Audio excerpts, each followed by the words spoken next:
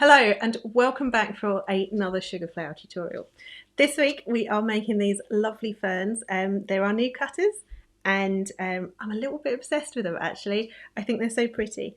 So I hope you enjoy the tutorial. Check out our website for the colours and the cutters and stuff and yeah, have fun.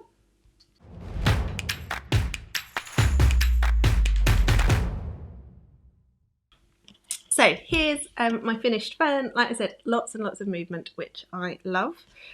In terms of what you're going to need, these are the new cutters. So you can see there's three sizes of them there. And first things first, this one, which is wider, as you can see, than the others, is the one that goes at the top, just there, that one. So we're actually only going to use him once because how ferns grow, that one at the top there, as they grow, it sort of splits out and then makes these bigger leaves. And I did try looking it up and I got very confused about what the definition was of a branch versus a leaf versus a frond and so on. Because frond is a lovely word. It's a weird word. It is a weird word, but you say a frond, fern frond, or a frond of ferns. Anyway, so yes, this one is just for the top, so you only need one of those, and then these two we will use to create the rest of the leaves. The thing that's lovely about these, and I designed them this way on purpose, is that you can chop off little pairs of the fingers. Yeah. Thereby creating a whole bunch of different sizes of cutter from just the three, which is exactly what we're going to do, because then you get that perfect progression of it getting bigger as it comes down, like with that one there. So those are our cutters. If I pop those, in fact they can come here just so that we can see them. And here's the one I made, the ones I've made earlier. So that one there is our top one, that's him, like we just said, so it's just a one of those. The next three pairs, actually if I put that in view as well, and then you can sort of see, these three pairs are done with that cutter, and then the four at the bottom are done with the largest cutter. So I'll show you as we go along, but yeah, just bear that in mind. And of course, if you wanted to make a smaller one, you can just skip a few steps. You could just make these ones if you only wanted a little frond. If you wanted a bigger one, you can just add more at the bottom. So you can kind of mix and match a bit. And Susan, thank you. We do like to, what's the word? Be smart about stuff. We'll be efficient and practical, let's say, yes. So yeah, that's what we're making. In terms of veiners and stuff, because I've had a couple of people ask, I'm using this, so just my usual little FMM rose leaf veiner, and excuse me, spoon end of your Dresden tool, that's it. Because with the ferns, you want a bit of shape and texture, which I'll show you how to do, but it is mostly shape and colour as opposed to veins for these. So let us begin. Olive green, which has probably, I've used it quite a lot for things recently, and I think it may have supplanted the leaf green as my favourite green colouring that we have, yes.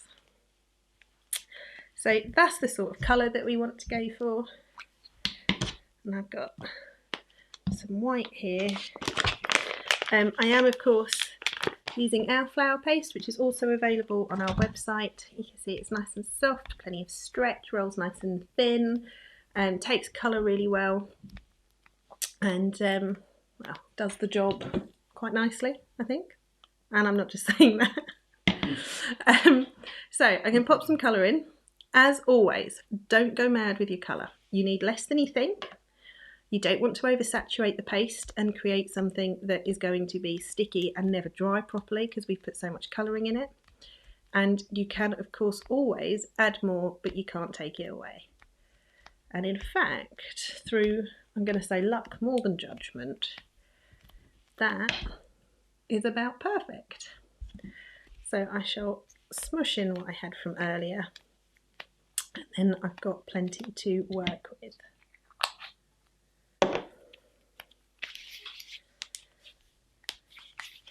So I'll do the top one first. When you're rolling out, thin but not paper thin, we can have a bit of body to these because ferns they're not fleshy per se, but they aren't like super thin either. But the other thing is, as I'm sure you can imagine, the tips of them, where they're quite small and spiky, you don't want to make it too thin, or those are just going to become a liability and they're just going to be breaking all over the place. So again, we want that kind of happy medium. Wires for these, I have used 28 gauge bright green, but you can do whatever 28 gauge wire you've got. And I'm just going to cut that into quarters there.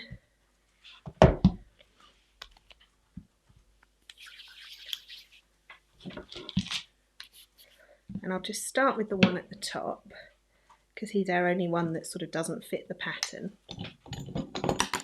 Oh, that was my veining stick getting jealous that he's not going to get used this evening.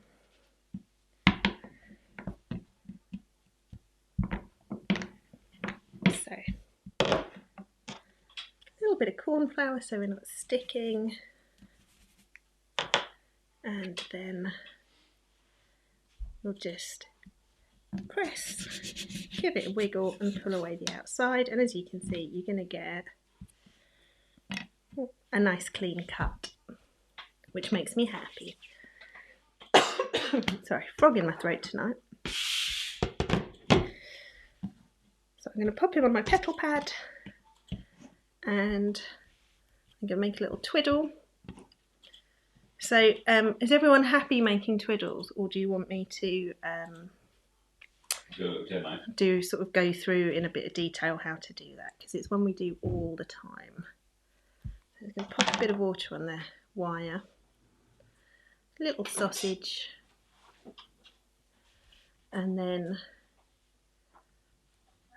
we'll just twist that down like so. And for these, you want the twiddles to be quite long so that they are pretty much the full length of each leaf. And again, that's just to support it so that we don't have too many things snapping. You can see I've made it much longer, but I can just pull that off at the end. So a bit of water on the twiddle. We will pop the leaf on there. We can run a ball tool around the sides, and that's just for no reason other than to get rid of the cut edge. You don't really want to make it frilly or do anything shape-wise. And to be honest, you could do that before you did the twiddle. We will pop the veiner on, give it a good press. And then what we're going to do with our Dresden tool, and this is the same for all the leaves, use it on its side like that. So that's the little spoon end on its side, and you can be fairly firm with it, and then we'll flip it, so again it's on its side but going the other way, and hopefully you can see that it's put a good old bit of texture on there, and certainly once we dust it's going to pick up all that texture. So then we will pinch the base closed on the wire there and just remove any excess that we've got. So I've got rid of that extra bit of twiddle as well. This one, for the top, it's nice if you curve it back. So you can do it by hand, or you can turn him over and pull the tail up there. So you can see a little bit curved back, and then just give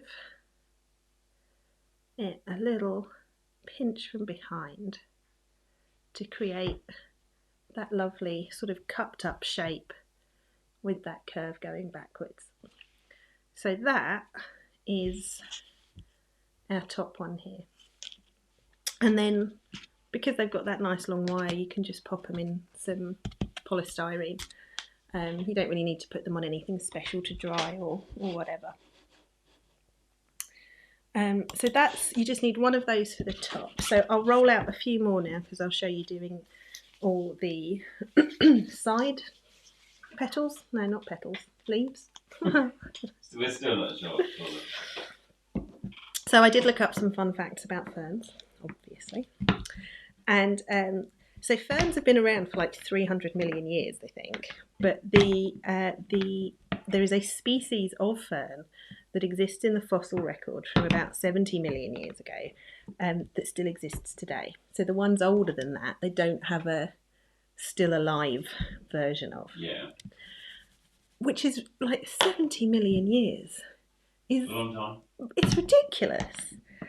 So that is pretty cool. Literally prehistoric, and like they have found evidence of fern plants in the tummies of fossils of dinosaurs and things. Yeah, that's why I was always interested in ferns, because it was always described as the dinosaur plant. Yeah, it's really cool. Right, so hang on, we'll come back to our fun facts about ferns in just a second.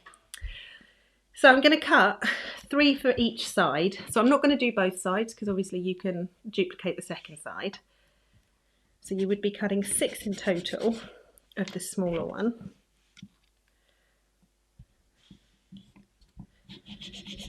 And then I'm going to want 4 of the larger one, which are these ones down here.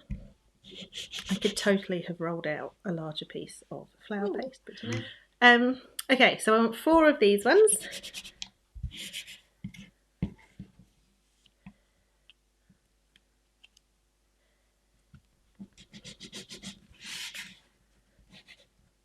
like cactuses will live a really long time as well, don't they? Yeah, they can do. I could get 4 out of this. I'm not rolling it out again. I feel like we should be able to keep alive a fern or 2. What do you think? No. Okay. So then I have 4 of those. So remember, you would be working in pairs so that you had a left and a right. I'll just do the one side to show you. And then, so starting at the bottom, let's do it from the bottom up. This one we will use whole. And then this one here, cutting wheel or knife, you just want to take away that bottom pair of fingers like so. And then the next one you'll take off 2, and then the next one you will take off 3. So you can see we've got the sizes there. And then if I shuffle them together they can also, oh sorry, rolling pin. That'll be something for you to edit out, dear. Well. So then the smaller cutter now, we use that one whole, and you can see it's the right size. This one, we're going to cut off 1. I did a really bad job of that, but you get the idea. And then this one, we will cut off 2. So you can see that that gives us that perfect progression of sizes that then forms the fern, and then of course we have our one from the fatter cutter that goes at the top. So I won't sit and wire these all because it'll take a while. Well, and also it's repetitive. But I'll do say let's do this one and I'll do this biggest one. But the method regardless is the same. And as I say, if you wanted to make a bigger fern, a smaller fern, you can just pick and choose which bits there that you use. So again, I'm going to insert, I've made my wire damp, pop that in my little sausage there, and I'm just going to twist that down the wire, as that's what we will then attach. So a nice long one there for my longest cutter, and then I can just do a slightly shorter twiddle for the smaller one there. And as I say, method's exactly the same regardless of which size it is that you're doing. And in fact, what I can do for a second is, if I pop those there and move my hands out of the way, then that's a good moment for a screenshot. if anyone wants a little guide to it. Point. Yeah. So I said I would do this one, wasn't it?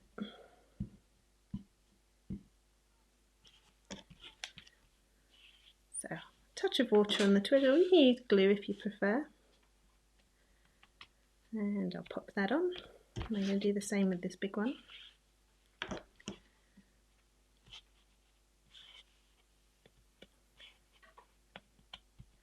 Like so. And then just like I did before, just going to pop the veiner on. 28. Yeah, 28 gauge wires. Oh, I forgot to do my ball tool. Ah, do you know what? Not essential. But you can see it is just, I just always like to do it because it just removes that sort of blunt cut edge that you get. And then again, Dresden tool on the side to give it that sort of shape and texture. And sort of down the bottom where the fingers on it are bigger, I'm sort of following that, but you just want to do a few bits at the top where they're smaller. And then like we did for the central one at the top, we will pinch the bottom closed.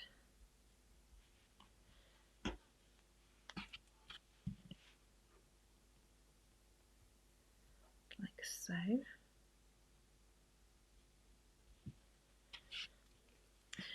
So they mostly have ever such a slight twist backwards, because if you look at our whole frond there, you can see everything is sort of, they do that, don't they? Yeah. So just a little hint, and then again we'll come and just pinch it forwards from behind to give him a little bit of extra movement. And we can pop that to dry, and I'll do the same with this one. Just angle it back ever so slightly and bring the bulk of the leaf forwards. And you can, if you wish, give them a little twist to the left or the right and just really play with it. So if you do what we've just done twice for pairs, you're going to end up with all of these, and I think there is 2, 4, 6, 8, 10, 12, 14. So there's 15 in total. But as I said, you can adjust to make it bigger and smaller as you want to. You know, I played around with it, and I really liked the shape and size of this particular combination. So I'm going to use my leaf green and the forest green, some tangy green, and then we want a pink or a red to finish, and I can't remember, if I'm perfectly honest, whether I used violet pink or mega pink when I did the one that I've been showing you guys. So we'll rework it out as we go along. And just FYI, the violet pink and the leaf green will be back in stock this week, won't they? Yes. We are working on that. So if you do a little swap for me again, please. Thank you very much. So I shall start with the one at the top. And actually I can move all my, I'll just get my pairs cued and ready. It must make it easier to keep track of, right? It does, but they're different sizes, so you can see as well. So I'm going to begin with a bit of tangy green. And that, I'm going to start in about the middle and just bring that up the leaf. And then I'm going to do a little bit of leaf green, which I will bring up from the bottom to sort of meet that tangy green. And then I'll do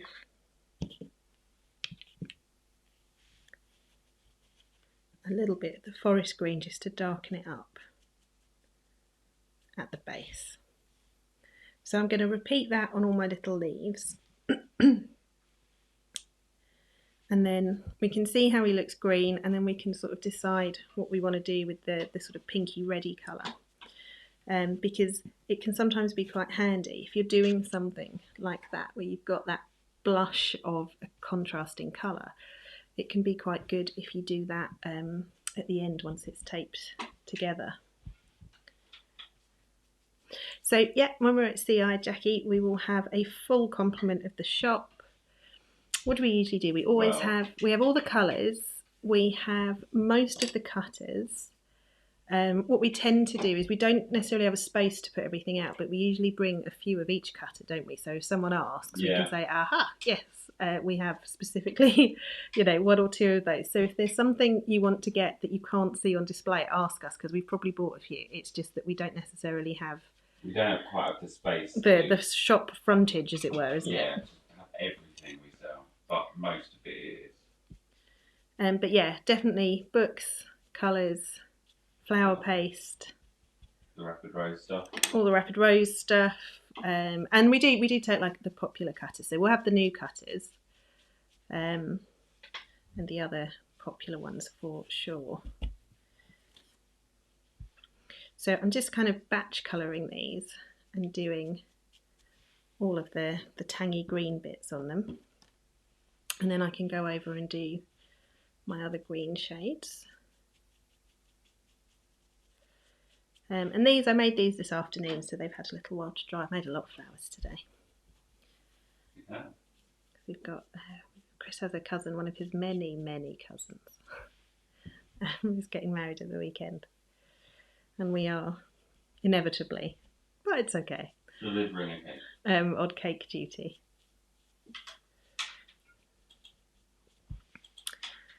So I was making lots of flowers.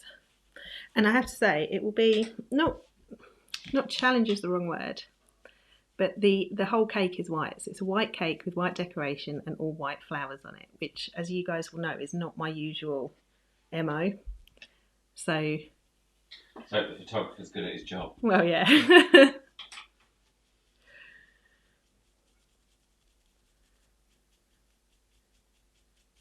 Okay, so I'll go round now. I'll do my leaf green and my forest green.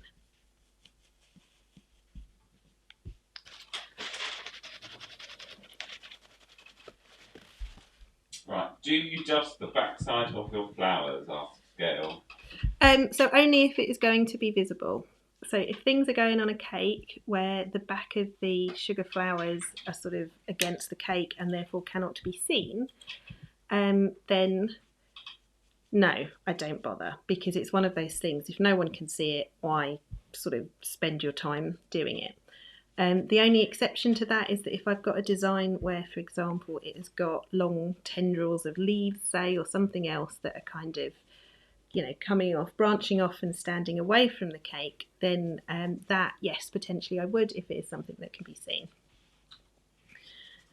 Obviously different rules for competitions where, yes, you would be doing the back, but for sort of normal, everyday commercial work, no, I tend not to bother.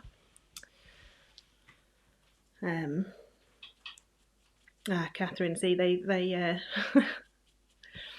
I think CI entries, like horses and fondant, they can smell the fear, smell the tension.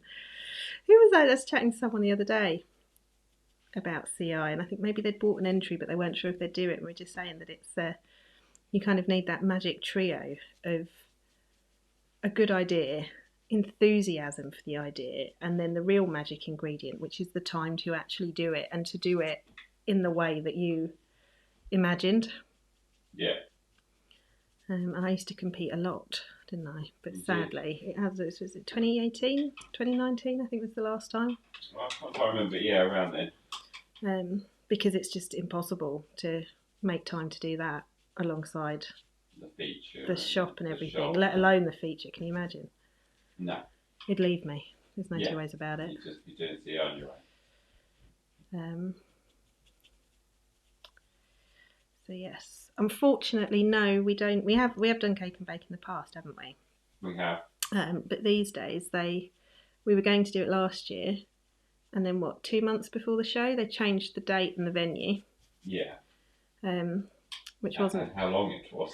And how long it was. Yeah, it went from being 3 days to being 5 days, and therefore, it increases the cost of hotels and things and stuff like that. And yeah, it's too close after Cake International. Well, yeah. So unfortunately, no. So there's just a little bit of forest green on those. I think what I'm going to do with this is tape it together and then add the pinky red colours, because I think it will be really fun to see that kind of happen when it's on as a whole. But you guys, of course, you can choose whether you were to do it now or do it afterwards. And even if you were to add the pinky red bits now, there'd be nothing stopping you once it's taped going and adding a bit more, just making sure it's a bit more balanced when you've got the fern as a whole in front of you there.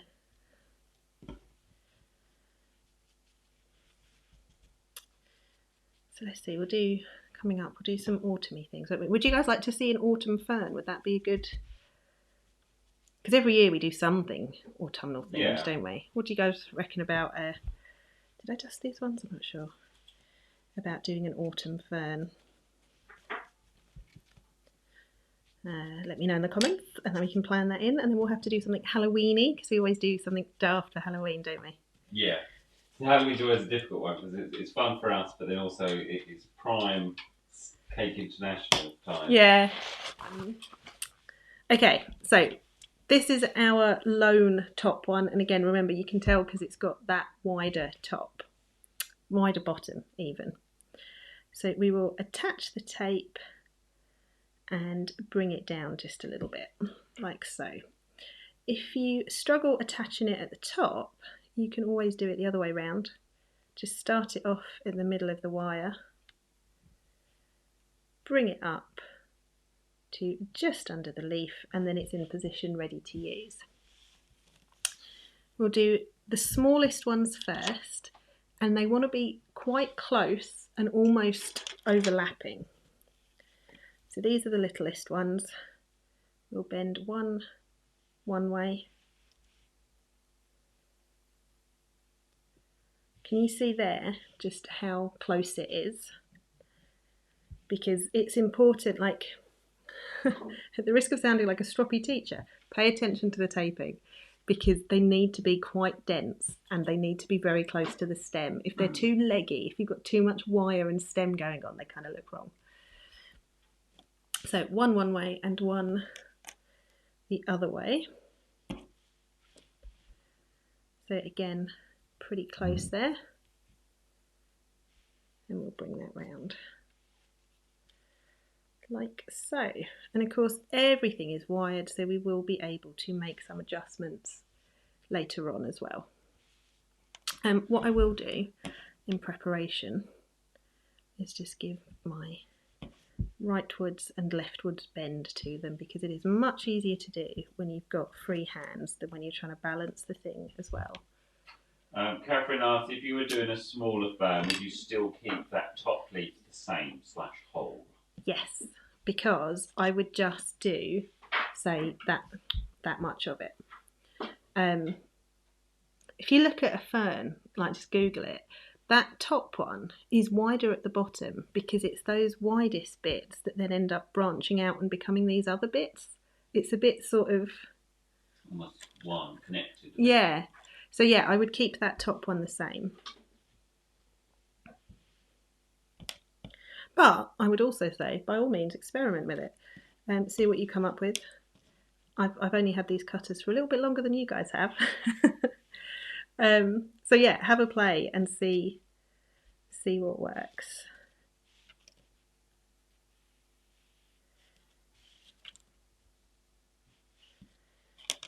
They would also make excellent palm tree leaves if you were doing a model or a cake that needed a palm tree on it. Yeah. Anyhow, okay, so I've prepped them, which will make it easier. So I'm just going to bring my tape down. It is just a little bit. So it really is only ½ an inch, no more than 1 centimetre. Oh, of course, yeah, silver fern, that's the... Yeah, Yeah. It's all right. I was reading that and thinking, oh, silver fern, that sounds interesting. What sort of plant is that? And I was like, oh no, it's the thing. So again, either side. And can you see how close to the central stem I'm taping these? And that is important because if they're too leggy, it won't look right. So we'll bring it down a little bit more.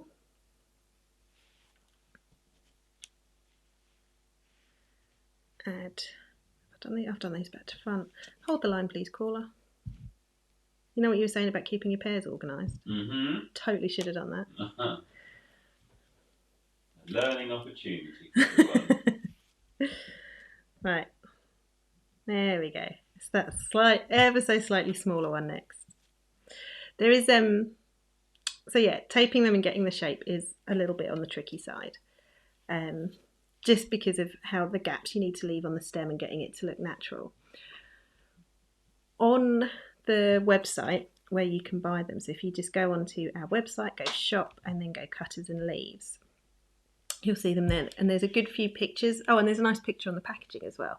Yeah. So if you just have that by when you're doing it, just so that you've got something to sort of copy and do a bit of compare and contrast as you go. And if you need to untape it and adjust something, much like I just did, don't sweat it.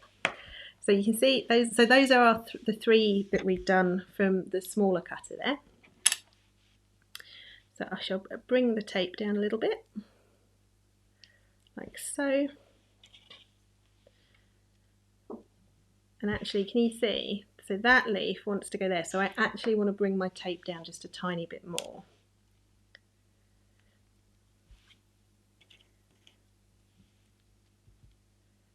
There we go. And then we'll do the one the other side.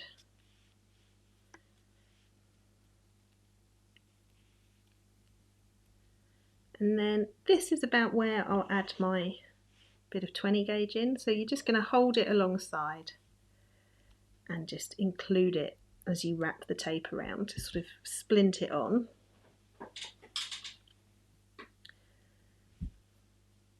And again, just being mindful, as I was not just, that we are using the correct size of leaf as we add them. And actually I'm glad, I don't know if I just said this or if I just thought it, I'm glad I used the quarter width tape because it does, this is a little, not fiddly, that's the wrong phrase, it requires a bit of attention. And I always find the thinner the tape is, the easier it is to manipulate and use and everything. So there's my next one.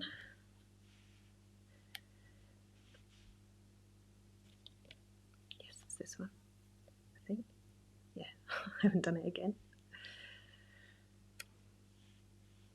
And I'm running short on tape, so I will actually just bring this all the way to the bottom and start a fresh bit, rather than doing battle with a teeny tiny bit of tape there.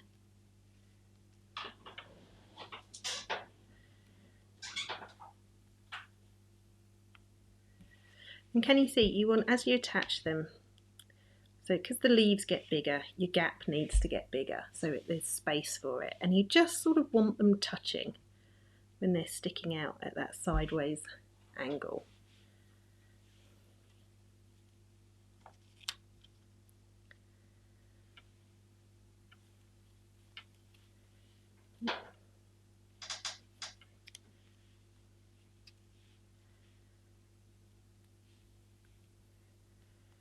And then I shall just bring that tape all the way to the bottom.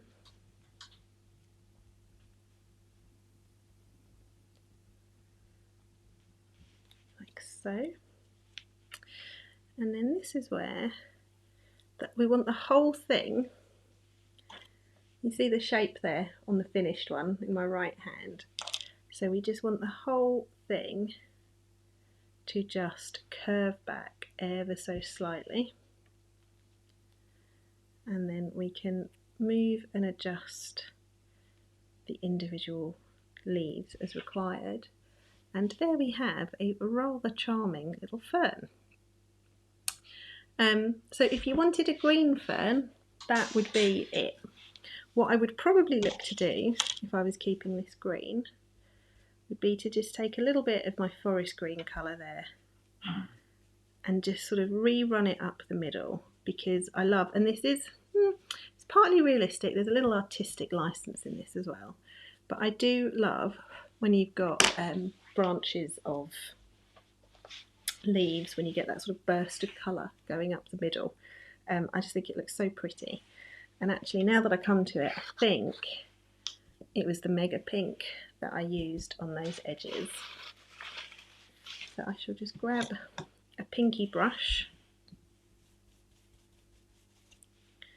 I'll start at the top, and you can see I'm supporting it with my finger.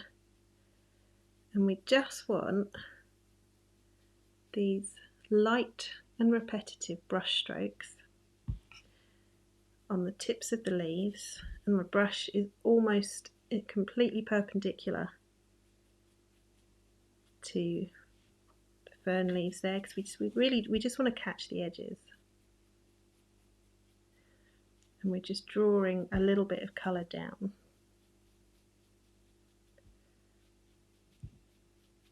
And there's almost nothing in the centre of the leaves, it's just around the edges.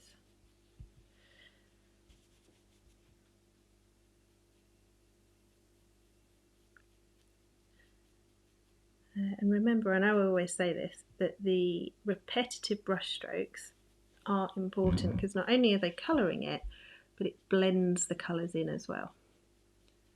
So a bit like you see people dealing with makeup. So the pink there is blending in with the green tone and creating that sort of rusty, pinky, greeny, whatever we want to call it, colour. And it's the blend of the colours that makes it look so very natural. And for you guys, I would probably say start adding your pink before you tape them.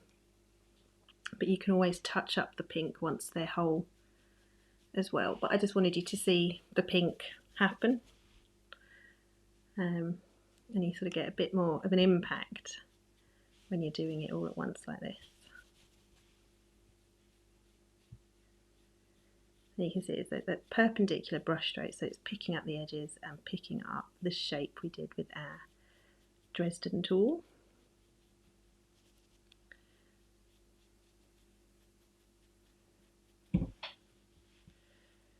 I think I've possibly gone a little bit too pink on the end just there, but I can go over with a bit of green and they'll sort of neutralise each other and mix in. So fairly forgiving as well.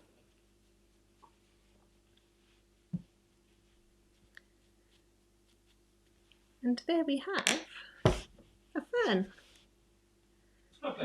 Yeah, I'm a bit in love with them actually. And I hope you guys like them as well, and I think they're definitely going to be featuring in projects down the line, because they are, yeah, just pretty. And actually you can see there I might go for just a little bit more pink here. And to be honest, if you wanted it really dark, you could totally go for you could do some burgundy, the violet pink, sort of the world is your colourful fern oyster, as it were. But yes, just remember that we're cutting those cutters, or the cut shape, so that you kind of get the different sizes. And as I said, if you wanted a bigger one, I would just double up on those sizes as you go. Have a play with the different combinations of them, but probably the most important thing is just to remember to give them that slightly curved back shape when you're making them, and then to have the whole thing curved, as that's what makes it look very natural. Now you may. Thank you. So there you have lovely little sugar ferns. Actually, well, not so little. I hope you enjoyed the tutorial. Give us a like, subscribe to the channel so you don't miss our future videos. And if you are after any sugar flower classes, equipment, colours, books, go check out our website at immaculateconfections.co.uk. See you next time.